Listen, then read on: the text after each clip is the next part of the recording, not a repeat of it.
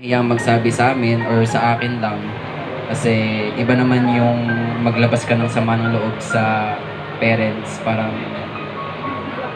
yun, basta kung meron kang problema na hindi mo kayang sabihin sa kanila, nandito lang ako, and yun lang, pagbutihin mo sa darating na college, and dito kami para mag-support sa'yo. Thank you so much. Next. Happy birthday, Cassie! Hello, hi! Ang masasabi ko lang na failure is not hindrance to success. Kung mabigo ka man ngayon, bawi ka bukas. Ang kabiguan ay hindi hadlang sa iyong tagumpay. Sana makamit mo yung maging successful ka someday. Ganon. Tapos masyadong pasaway. Andito lang kami mga tita na nakamasid sa iyo palagi, nakaman-man. Happy birthday. Love you. Thank you so much. Next. Happy birthday, Be. Cassie. God bless you always. Ingat ka lagi, Be. Happy birthday. Tita Richel. Happy birthday, sweet. More birthdays to come. Yung masasabi ko sa'yo, more gala, more pasaway. Di ba? Parang si ate. Hindi, ang ano ko lang, magtapos sa pag-aaral kasi yung mga pangarap ng magulang mo. I love you.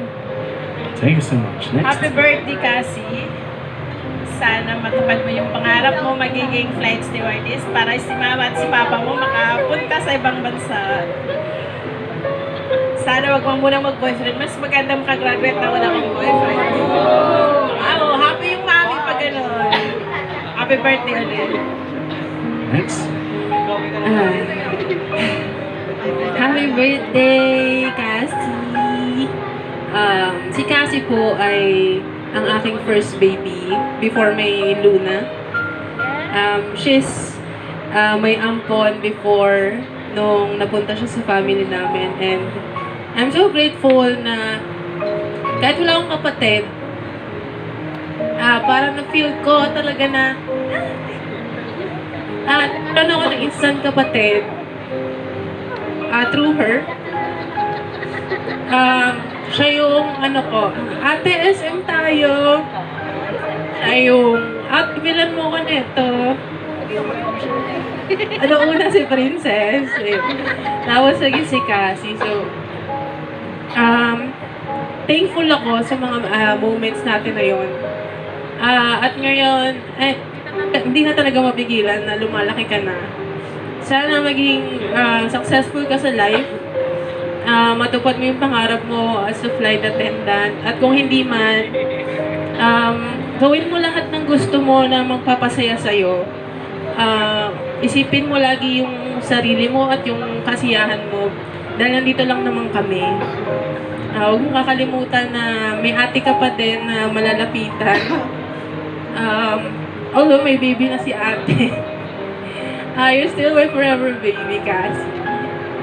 Thank you so much. And now here's the parents of our beautiful debutants, starting off with Mommy Junalie.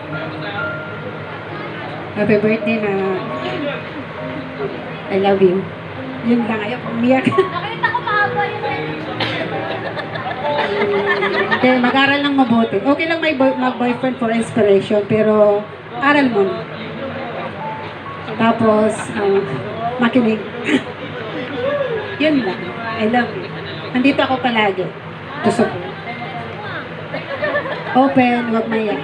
Parang lang ba, friends, mama, tropa. Andito ako palagi. Alam mo yan. I love you. Thank you so much. Now, Daddy J. Chris.